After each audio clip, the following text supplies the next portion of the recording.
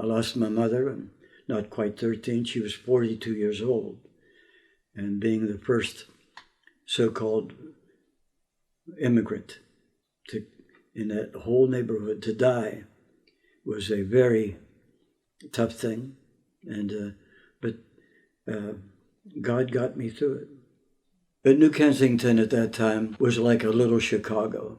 We had 5 theaters in 3 blocks of New Kensington, 5. And when people came to get a job, they would naturally go to their parish priest, speak to him in Italian, and Monsignor would pick up the phone and call Mark at Alcoa and say, I have 2 guys coming down. I have 1 man coming down, whatever the case. I have a family coming down. They would all be hired. Everybody had their own pockets of where they wanted to live. Not only New Kensington, every other community had their immigrants who wanted to live close to each other for comfort, for protection, whatever that case may be. At that particular time, people had their own churches. Mm-hmm. The Italian people went to Mount St. Peter. The Polish people went to St. Mary's. The German-Irish went to St. Joseph. And the Ukrainians, Slavic people went to St. Vladimir's. And everybody stayed in their own little pocket.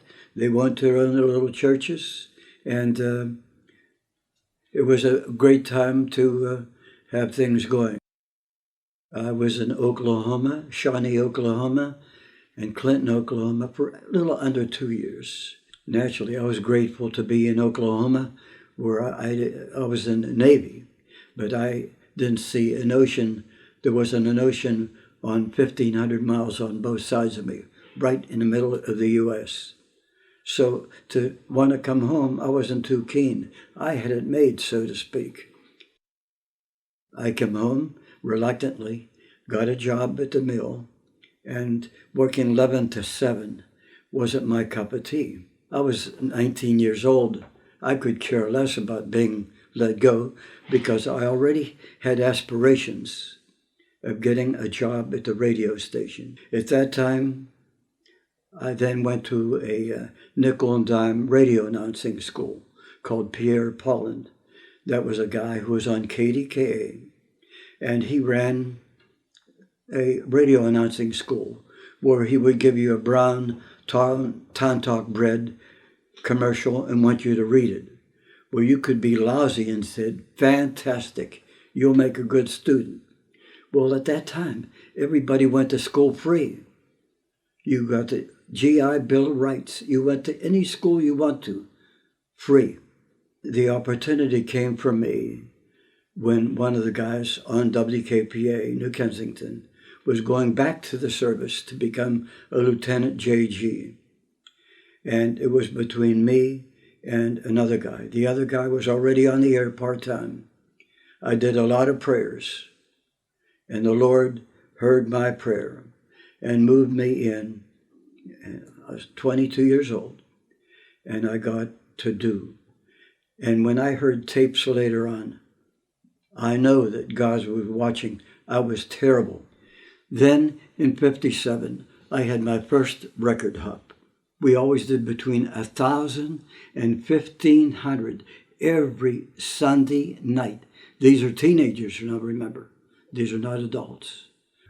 When you see 1,000 teenagers dancing on a dance floor and everybody really moving and grooving, not like today, with a drink in one hand and moving your left foot or your... This was really dancing. I was playing things like Chuck Berry, Little Richard, all those black artists that made real good dance music. And everybody at that time, hard to believe, every teenager liked the same music.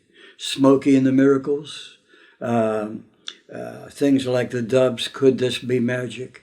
Every record I played was a dance record. If something came out that you couldn't get danced to, I wouldn't care how popular it is, I would never play it. I wanted dance music. I kept them on the dance floor, 8 to 11. They paid 50 cents to get in. Well, I was very good with a 45. I would talk between every record. I never put two on in a row. Could have been an ego, but I wanted to make it alive. I wanted them to be on a dance floor. On one of the songs, there was a song called Barefootin' by a black kid by the name of Bobby Parker. And the words were, take off your shoes. Well, as you might know, about 1,300 teenagers on the floor. The girls took off their shoes. Boys, being what they do, they picked up all the shoes and flung them all over the place. We had to put on all the lights for the girls to get their shoes back. Many of them never did. And that went on for years. The only night we missed Sunday night was the Sunday following President Kennedy's assassination. I got a call one day from a guy in New York. He said, look, would you like to entertain the thought of bringing in a big band? Do you have a big hall in your area? I said, yes, we do. I said, we have the Chess Arena in Cheswick. Being 21 years old, I got all the posters. I went up 3 o'clock, 4 o'clock in the morning as far as Katanning, Butler, as far as in Pittsburgh, as far as Etna, Millvale, putting up posters by myself. My first band was a trumpet guy by the name of Charlie Spivak. Then I had guys like Tommy Dorsey and his orchestra, the Glenn Miller Orchestra. I had Harry James in his orchestra. At that time, I thought he was big stuff because he was married to a movie star by the name of Betty Grable. Yeah. I had the Jerry Gray Band. He's the guy who wrote Chattanooga Choo Choo. I was single. I was bringing in the bands, and I always thought the next band would be my big money maker, but it wasn't. Every band, I would say, well, I'll make it on the next one. But I bought a convertible. I was single, and it was Aqua. 88 convertible at that time was pretty sharp. I kept it 6 months. I traded it in for a newer. I was a spoiled brat, full of ego, making nickel and dime. And then I got a third convertible in another year. But soon as I got married, your thoughts change. I had a brother who ended up in the Toronto Heights, moving next door to her as where he was going to live. And it didn't take me long to spy the fact that there was a good-looking girl next door that I had my eyes on, and I knew then that that was the girl that God was going to give me. My wife worked at Bell Telephone in the office. She was 19, and I called her in a lunch hour. I said, hon, do you mind if I bring home an old car? There's a man here selling pencils who wants my convertible. So I'm going to drive his car, a little coupe that looked miserable. And Graham said, go ahead. So on a lunch hour, we exchanged cars. And I thought I was a millionaire because I got rid of a $125 car payment.